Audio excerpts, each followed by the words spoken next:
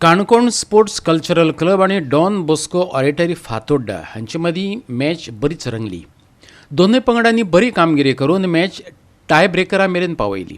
काणकोणा sports cultural क्लबान Don Bosco ऑडिटरीचेर 5-4 गोल फरकांनी जैत जोडले. काणकोण स्पोर्ट्स कल्चरल क्लबान नावेली विलेजर्स युनियन ट्रॉफीचे उपांत्य फेरयेत प्रवेश केलो. काणकोण स्पोर्ट्स कल्चरल क्लबान डॉन बॉस्को ऑडिटरी फातोर्डाक रोमांचक टाय ब्रेकरात हारायलो. पळयात हे रोमांचक डावपेच.